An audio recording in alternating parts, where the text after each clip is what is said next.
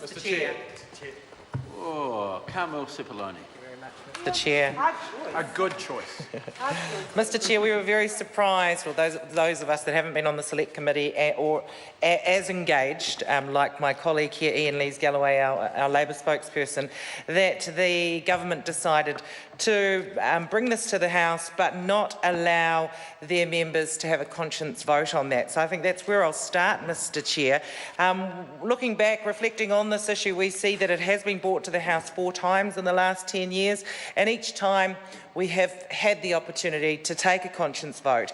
And when the National Party have been at the helm, they have also allowed parties to have a conscience vote. But tonight is a different situation, and the National Government have instead whipped their whole caucus to vote the same way. So we're really disappointed with that, Mr. Chair, and in fact really feel for some of the National Party MPs, because we know that they in the past have taken different stances from each other.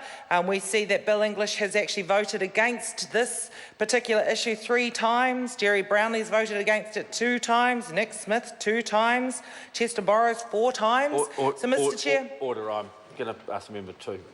Well, first of all, I'll correct her grammar. It's twice. But the next point that I will make is that while one can make passing reference, I think, to the style of voting, we're actually talking about the detail of the bill. The comment she's made would be absolutely appropriate at second reading and at third reading. We can't do second reading now. Carmel Cipollone. Okay, Mr. Chair, that's fine. So, Mr. Chair, it isn't. They haven't been given the option of a conscience vote. And the reason I raise it is actually the views in the House reflect the general public's views on this particular bill. And we know that some of the national MPs actually, like the rest of the House, have their own views for why they shouldn't support this bill, and some of them don't support it for religious reasons. So it is really disappointing that the National Government, the leadership in the National Government, have removed the right for their members to have that freedom of choice, that freedom of religion to vote based on their conscience. Mr. Chair, I do want to say that we have been lobbied quite strongly from members of our Pacific community on this particular issue. Many people in this House would know that the Pacific community has probably one of the highest rates of Christianity, if not the highest rate of Christianity in the country.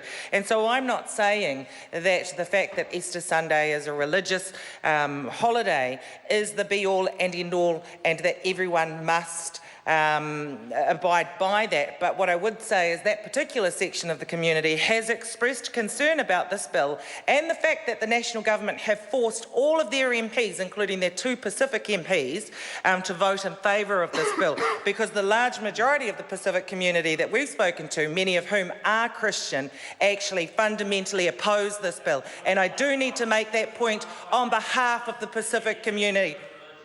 Excuse me?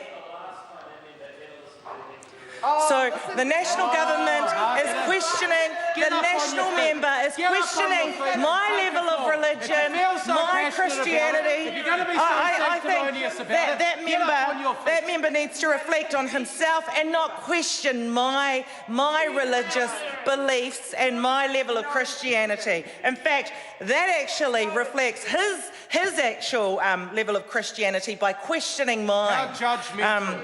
So judgmental. Anyway, going back to things that matter, like our Pacific community's view on this bill, can I just say there has been quite a strong campaign against it. There's a high level of disappointment with the National Government on it, and I think that going into the next election, things like this will be remembered.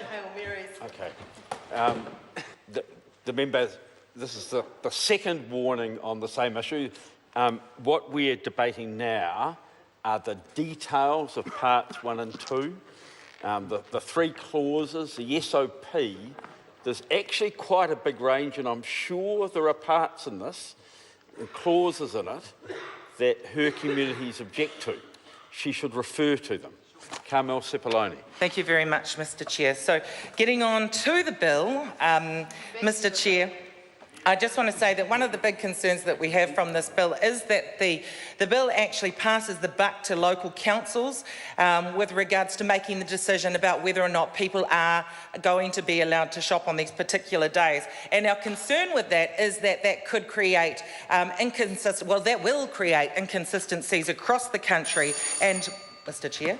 Thank you very much. And that could result in a shambles, Mr. Chair, with regards to the way in which this is rolled out. We are concerned, as my colleague Mojo Mathers has said, that actually people do deserve to have time off and people do deserve to have guaranteed days off. And despite the fact that the national government have said that people do have choice, well, actually, if they are in situations where there is power play at stake, or where they in some way or another are feeling insecure about their work, and I actually want to refer to people that may be in a 90-day trial period here. I mean, they would be less likely to say, actually, no, I don't want to work on this holiday, I want to have that day off, because they would be concerned about whether or not that would result in them losing the job, Mr. Chair. So it's easy for the national government to say it's about choice. Some people have less choice. Those that are vulnerable are the ones that do have the least choice, Mr. Chair. So that's one of the reasons that we cannot support this. We think it is absolutely actually unrealistic to say that people can refuse to work on Easter Sunday because people will feel like they will be penalised.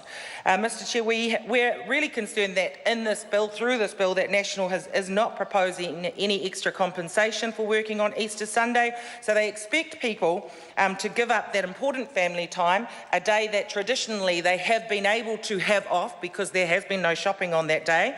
And now, Mr. Chair, they're saying you are going to have to work on that day. You could say to your employer no, which we know is going to be very difficult. But, Mr. Chair, also on top of that, if they do work, they will not be compensated for having worked on that day. And so, Mr. Chair, we don't support that. We also don't support the fact that more cost is going to be pushed onto councils at a time when we feel the government is pressuring councils to lower costs. So again, Mr. Chair, I just want to reiterate that we aren't supporting this bill for a number of reasons. I took a while to warm up to this, but I think I got there. And I'd just like to again state that speaking on behalf of our Pacific community who do not support this bill, as a Pacific Member of Parliament, as a Christian Pacific Member of Parliament, I also don't support this bill. Mr. Chairman.